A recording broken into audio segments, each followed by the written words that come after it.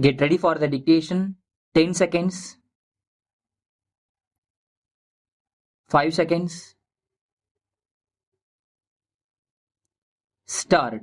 Sir, I have great pleasure in addressing this conference of the managing directors of the industries and the leaders of labor unions in this country. I have no doubt that those who are managing the various industries are not only interested in making profits but also in the welfare of those working in their units and the general public who are the consumers. Similarly, the leaders of labor unions are not only interested in the welfare of workers whom they represent, but also in the proper working of the companies for the benefit of the people. I would like to share with you some of my views both in my capacity as a citizen of this great country and also as a minister of the government. In whatever capacity we may be working, it is natural that we work mainly for our personal welfare in the sense that we want to make our children happy. But there can be no doubt that we are basically interested in the progress of the nation and the welfare of the people, because as responsible citizens we realize that only when the nation progresses we can progress. We realize that only when the economic situation of the country is sound, people can be happy. Therefore, it is necessary for us to keep this in mind. We should also remind our people in all walks of life of this aspect on every occasion. I would appeal to those connected with the industries to see that there is no lockout of the factories. I would also appeal to the leaders of labor unions to see that there is no strike in any unit with which they are connected. The reason is this: if a factory is closed for some period, there will not be production during that period and the company will not be earning anything. This will result in the public not getting their essential requirements. The management will be incurring losses and the workers and staff will lose their wages. Ultimately, the economy of the country will be affected to that extent. Therefore, I would request all those concerned to keep this in mind before they decide on a lockout or a strike.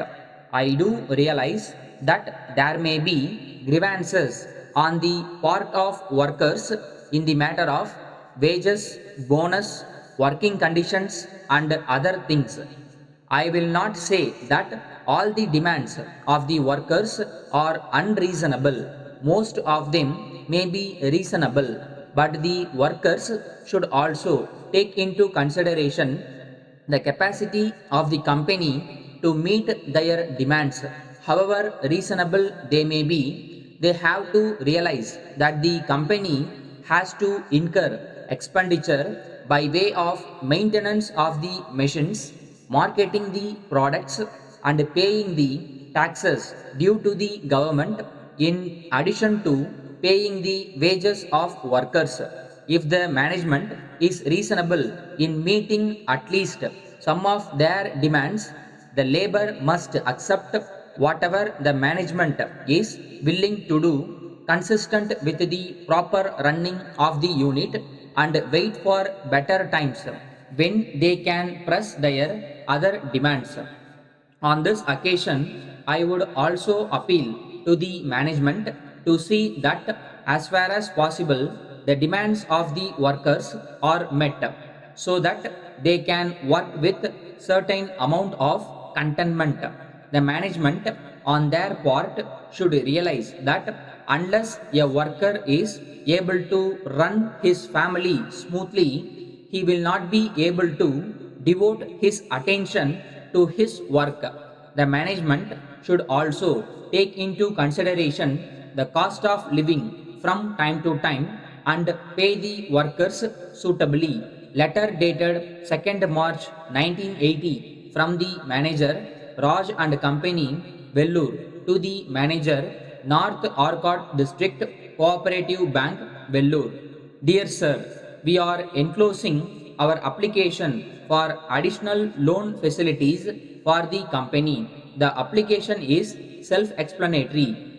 We have tried to make it as complete as possible, giving you all the details that you may require for sanction of the loan. You will see from the application that the main purpose of seeking this additional loan is for the purchase of some latest machines which will improve the quality of our products.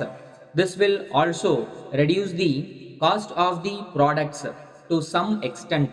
We hope that after going through the application and the balance sheet, you will be convinced that we have done fairly well during the last year in the matter of production and in the matter of sales and in the matter of earning profits also. We hope that during the current year we will be able to earn increased profits as we hope to get large number of orders from our clients. As far as repayment of the loan is concerned, we assure you that we will be paying it regularly in 30 equal monthly installments. We hope you will appreciate that we have been regular in repayment of the earlier loans. We request you to give top priority to our request in this regard, hoping to hear from you. Yours faithfully,